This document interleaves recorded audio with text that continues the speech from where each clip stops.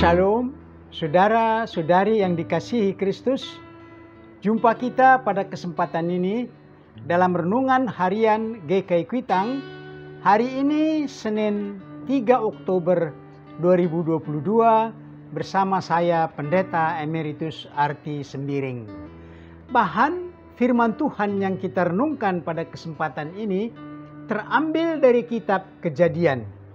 Kejadian pasal 2 ayat 21 sampai 23 saya bacakan untuk kita, demikian firman Tuhan itu. Kejadian pasal 2 ayat 21 sampai 23. Lalu Tuhan Allah membuat manusia itu tidur nyenyak. Ketika ia tidur, Tuhan Allah mengambil salah satu rusuk daripadanya, lalu menutup tempat itu dengan daging. Dan dari rusuk yang diambil Tuhan Allah dari manusia itu, dibangunnyalah seorang perempuan, lalu dibawanya kepada manusia itu. Lalu berkatalah manusia itu, "Inilah dia, tulang dari tulangku dan daging dari dagingku. Ia akan dinamai perempuan sebab ia diambil dari laki-laki." Demikianlah firman Tuhan.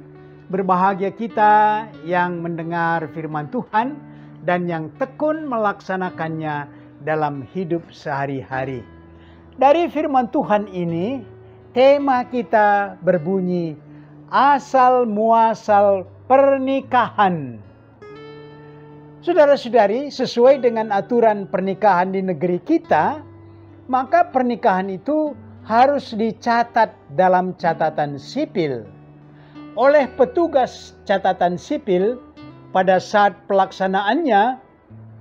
Maka petugas itu berkata sambil memegang palu, dia katakan, "Dengan ini saya nikahkan saudara ini dan saudari ini," dengan nama lengkap, dan palu diketuk sebagai tanda pengesahan apa yang dikatakannya. Pernikahan itu terikat secara undang-undang, diberi surat nikah. Maka sebagai anggota masyarakat, kita sebutkan pernikahan itu sudah sah, dilindungi oleh undang-undang. Mereka hidup bersama, lahir batin, terikat dalam waktu yang ada bagi mereka. Saudara-saudari, dari bahan renungan kita, ternyata pernikahan itu terjadi atas inisiatif Tuhan. Itulah pernikahan yang sejati dan pernikahan yang asali. Dari bahan firman Tuhan ini tidak terlihat Adam meminta supaya menikah, tetapi Tuhan berinisiatif menciptakan perempuan, dan Tuhan juga yang membawa perempuan itu ke sisi Adam. Pernikahan kita ialah Adam menerima Hawa istrinya dengan ucapan, "Inilah dia, tulang dari tulangku dan daging dari dagingku." Inilah harusnya pernikahan kita sampai saat ini. Dengan ucapan ini terkandung ucapan syukur, pujian, cinta, dan seterusnya. Inti dari pernyataan Adam yang berkata, "Inilah dia, tulang dari tulangku dan daging dari dagingku," itulah cinta.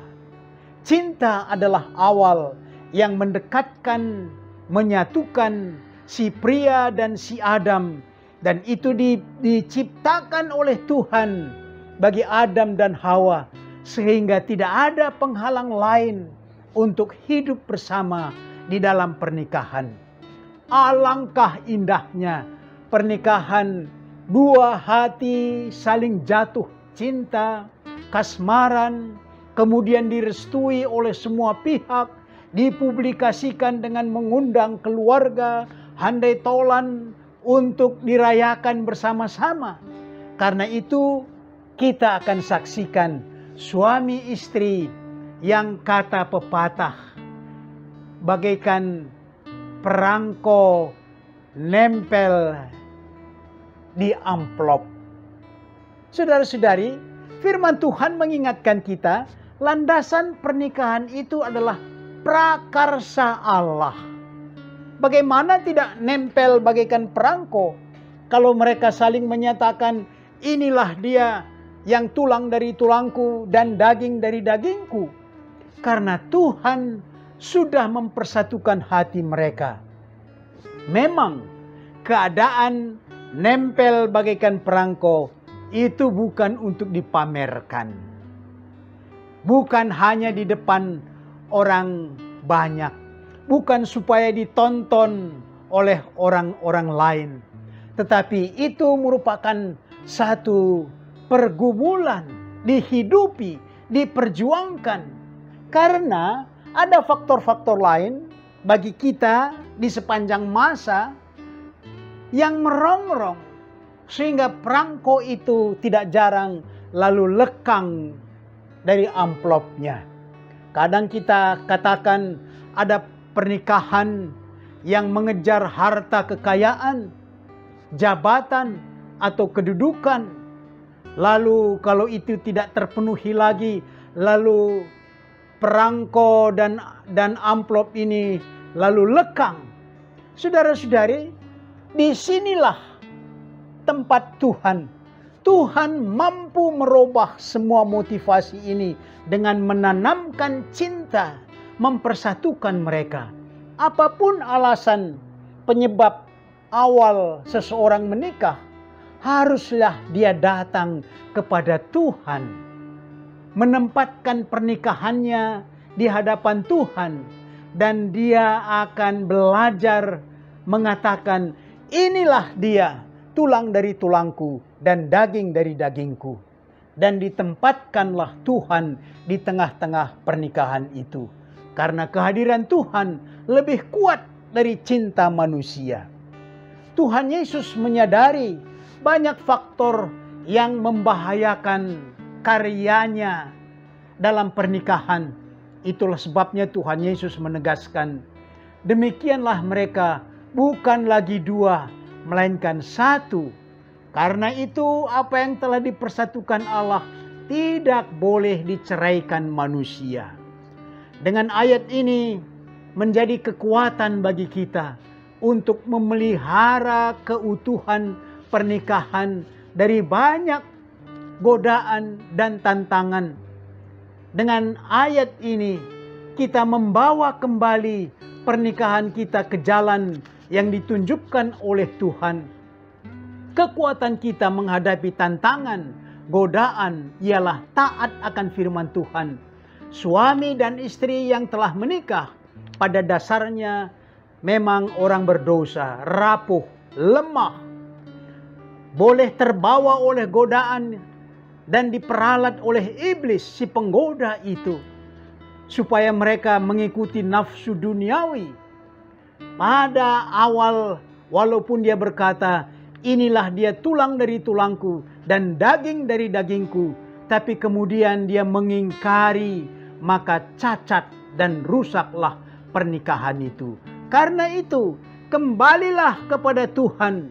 Hadirkan Tuhan agar mampu berkata, inilah dia, tulang dari tulangku dan daging dari dagingku.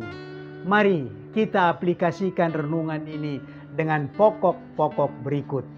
Pertama, menurut Anda, apa makna ibadah peneguhan dan pemberkatan pernikahan Kristen oleh gereja? Yang kedua, apa saran Anda bagi suami dan istri yang tidak lagi ada kecocokan dan minta bercerai? Apa saran Anda kepada mereka? Yang ketiga, apa saran Anda supaya keharmonisan keluarga terjaga utuh terus? Mari berdoa. Bapa kami yang di sorga, Kami bersyukur memahami pernikahan adalah bagian dari penciptaan alam raya ini. Kami adalah buah pernikahan dari orang tua kami. Demikian juga menjadi alat di tangan Tuhan untuk pernikahan-pernikahan generasi berikutnya. Roh Kudus menolong kami agar dalam pernikahan orang tua kami atau pernikahan kami sendiri, pernikahan teman-teman sahabat kami, agar menghargai karya Tuhan yang ajaib, yaitu pernikahan. Doa kami untuk lembaga-lembaga pernikahan, juga gereja, agar mempersiapkan dan membina pernikahan agar harmonis. Demikianlah doa kami dalam nama Tuhan Yesus. Amin.